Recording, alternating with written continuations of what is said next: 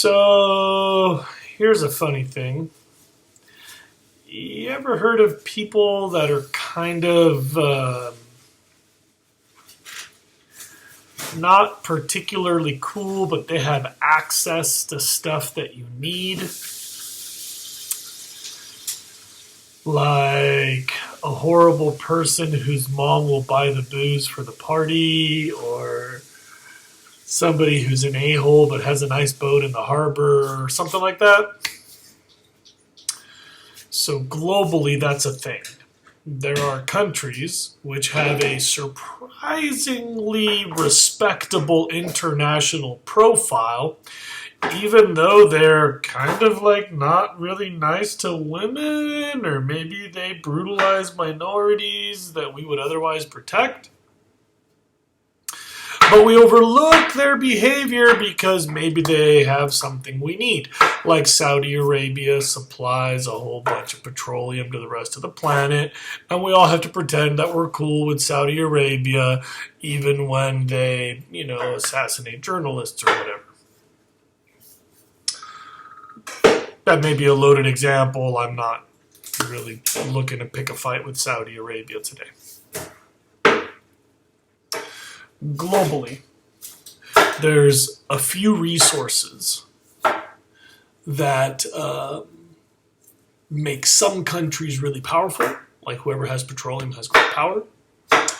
And there's a whole bunch of countries that have very few resources, so they can't really make any statements because they're looking to get resources from everybody else. So there are countries without resources that need everybody else to sponsor them with stuff.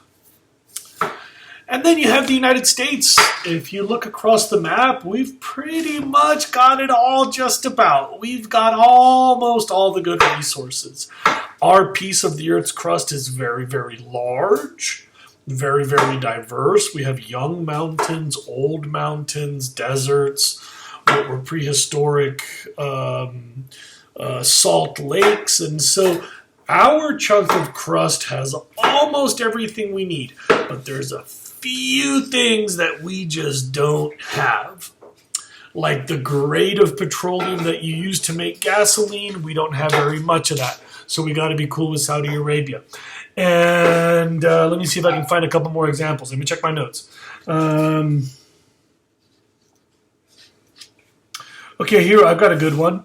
The United States has very, very, very little aluminum. The ore of aluminum shows up on the AP test a lot. It's a new vocab term that I don't think was in your book. It's called bauxite, B-A-U-X-I-T-E,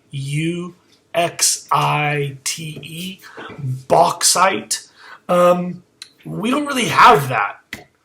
So all the aluminum cans, like all your soda and the adults' beers, all the aluminum that we use to build cars and airplanes, all the aluminum that's in my hood over my stove back there and my oven, all that aluminum has to come from somewhere else. Imagine if you were a country that had the aluminum, and you know that the U.S. economy can't run without you. You show up at the party and you're like, hey, I'm awkward, but I got this thing you need. Those resources are called strategic metals. Strategic metals are those things that we need for our economy and we don't have. Some good examples are the world's biggest exporter of aluminum or bauxite. The world's largest exporter of bauxite is Australia, then Guinea, then Jamaica. Like, you ever wondered how Jamaica has an economy? Like, what else do they have for sale? Like a little bit of tourism and some reggae. But like, if you go to Jamaica, it's actually like fairly well developed. It's not an impoverished Caribbean nation. You go to Jamaica and it's like pretty hip, and they have like good schools and good medical care and like good cell phone coverage and like nice buildings and stuff because of the aluminum that everybody else needs. there's a bunch of weird countries that have this leverage resource. They've got something special. Nobody else gets to play the economics game unless they purchase from this particular country. So there are what are called strategic exporters. Like Jamaica, Guinea, and Australia are strategic exporters of bauxite. Russia makes almost all the nickel on the planet. So now that we need nickel for like batteries, Russia's super excited. Also, a little country in the middle of nowhere called New Caledonia.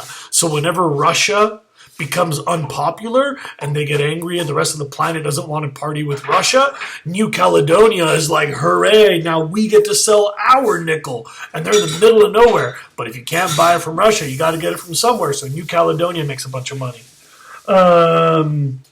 There's like not a lot of countries that have mercury, and globally we use a ton of mercury. So Kyrgyzstan is the world's largest mercury producer. And like, what the hell is Kyrgyzstan, and what do they have, and what do they do? But their entire economy is built on just exporting this one thing that everybody else needs. They set the price, the rest of the world pays it, and they run their whole economy on exporting mercury.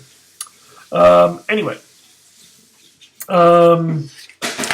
In the United States, we've got almost everything, but I'd like you to make a quick list of the things we don't have. Our economy depends on a few strategic metals that we don't have. Prepare to write a list. The strategic metals that we don't have in the United States are bauxite, manganese, chromium, tin, cobalt, palladium, platinum, graphite, strontium, and asbestos. Those are the top 10 things that our economy requires and we don't make. But that list is old. You noticed I said asbestos. Like, what do we really need asbestos for now? And like tin and cobalt, like that stuff's kind of played out. The United States has engineered a whole bunch of interesting solutions so that we need less of those.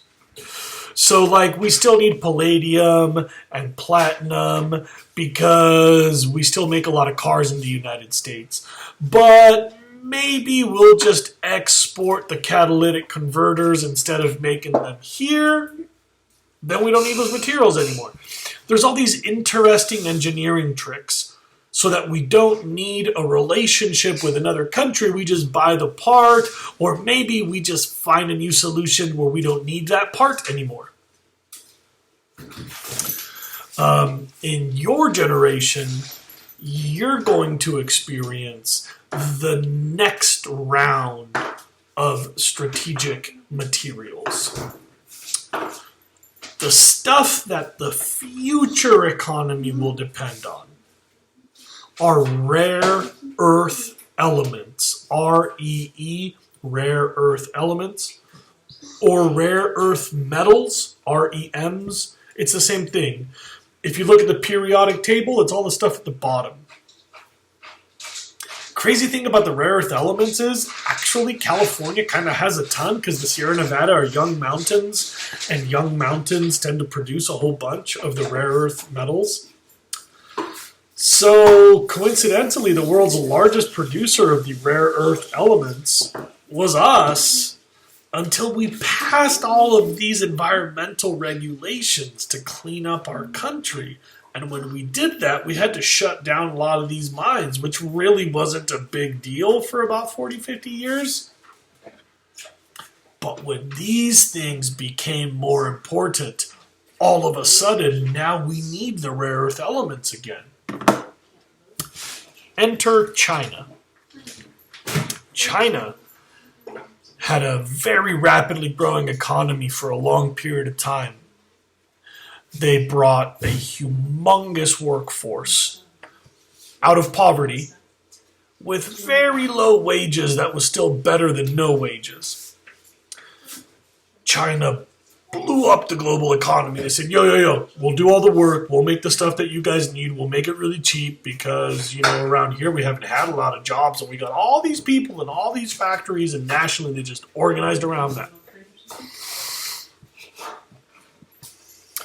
And then when we started to develop these fancy new products, China had all these very well-educated people. They said, hey, you could make that cell phone a little bit skinnier if you sprinkle in this one really rare ingredient. And they said, you could make that battery charge a little faster if you sprinkle in this one really weird ingredient. And we've started to engineer the electronics generation around rare earth elements. And the leading producer of rare earth elements for the last 3 to 5 years and for the next 10 to 20 years has been and will continue to be China. Fascinating little detail. Watch geopolitics, because there's a lot of reasons that people say good and bad things about China, but the secret is China has become the strategic supplier of rare earth elements that are not really found in significant reserves anywhere on the planet except China, and they are the intellectual development experts to use these to make new stuff in factories that are currently housed in China. It's looking to me from my desk here in Goleta like China's about to call checkmate on the global economy, because they have the rare earth elements that nobody else has, and of course the manufacturing and engineering power to capitalize on that. And I don't know about you, but I love my electronics. Okay, the end.